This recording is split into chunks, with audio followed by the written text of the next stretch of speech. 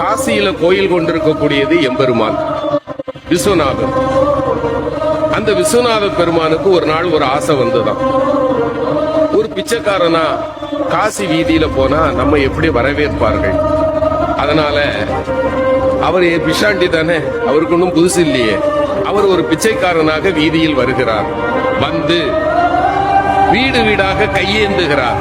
காலையிலிருந்து மாலை வரை காசிமா நகர் முழுக்க அலைந்த பிறகும் அன்னபூரணியினுடைய கணவனுக்கு ஒரு பிடி சோறு கொடுப்பதற்கு யாரும் தயாராக இல்லை. பசியால வாடிப்போன நிலையில் இருந்த எம்பெருமான் மாலை வேளையில் காசி நகரத்தினுடைய சாக்கடைகள் எல்லாம் சங்கமமாகின்ற பகுதி, அந்த பகுதியில போய் சேர்க்கிறார். அங்கே ஒரு ஏழை உட்கார்ந்திருக்கிறான். அவன் தொழுநோயாளி. அவனை சுற்றி 4 நாய்கள் இருக்கின்றன. அவன் வேலை என்ன தெரியுமா? காலையிலிருந்து சாயங்காலம் வரைக்கும் எங்கெங்கெல்லாம் அலைய முடியுமோ அலைஞ்சு அவனுக்கு உணவை கொண்டு வருவான். 5 பங்கு வைப்பான். தன்னை சுற்றி இருக்கிற 4 நாய்களுக்கு 4 பங்கு, 5வது இவனுக்கு. அப்படி 4 நாய்களுக்கும் கொடுத்து விட்டு இவன் சாப்பிட போகும்போது சிவபெருமான் போய் கை நீட்டினான். பசிக்குதுப்பான்னா. அவன் அப்படி ஏற இறங்க பார்த்தான். பாதியை கொடுத்துருக்கலாம்ல, முழு உணவையும் கொடுத்து சாப்பிடுன்னா. இறைவன் ஆடி போயிட்டான். பெரிய பெரிய மாளிகையினுடைய வீடுகள்ல கூட எனக்கு ஒரு பிடி உணவு கிடைக்கல, இவன் மொத்த உணவே இவ்வளவுதான், இவங்கிட்ட நான் யாருன்னு சொல்லிடணும். அப்பா நான் யார் தெரியுமா? அந்த ஏழை சொன்னா, ரொம்ப தேவையா? பசிய பத்தியும் எனக்கு தையா தெரியும்.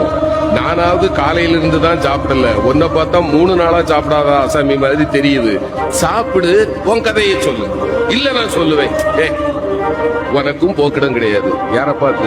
சிவபெருமான பார்த்து. உனக்கும் போக்கிடம் கிடையாது, எனக்கும் போக்கிடம் கிடையாது. இங்கதானே இருக்க போறோம், சாப்பிட்டுக்கிட்டு சொல்லுப்பா. இல்லையா, நான் சொல்லியே ஆகணும். அந்த ஏழை சிரித்து கொண்டே சொன்னார், என்ன பெருசா சொல்லிட போற? நீ யார்? அவ்வளவுதானே. நான் சொல்லவா? நீ பரம்பொருள். இங்கு கோயில் கொண்டிருக்கக்கூடிய காசி விஸ்வநாதன் நீ. சரிதானப்பான்னா. இறைவன் ஆடி போயிட்டான். ஞானிகளாலும் கண்டுகொள்ள முடியாத என்னை மகனே நீ எப்படிப்பா கண்டுகொண்டாயின்னா. அந்த ஏழை சொன்னா, இந்த ஊர்ல யாருமே என்ன மனுஷனா பார்க்க மாட்டாங்க ஐயா. என்ன பார்த்தா 100 அடி தள்ளி போயிடுவாங்க.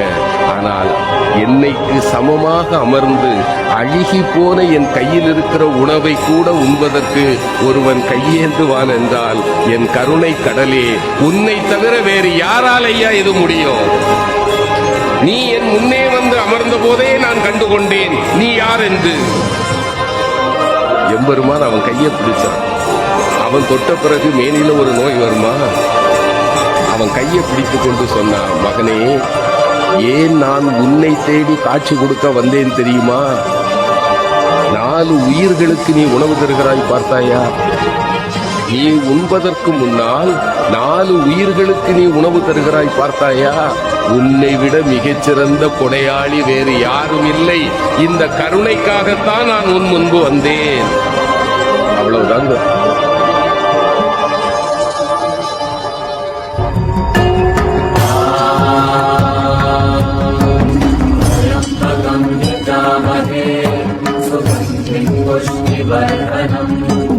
पूर्वारुकमिव बन्धनान् विद्युर्मुक्षीयमामृतात्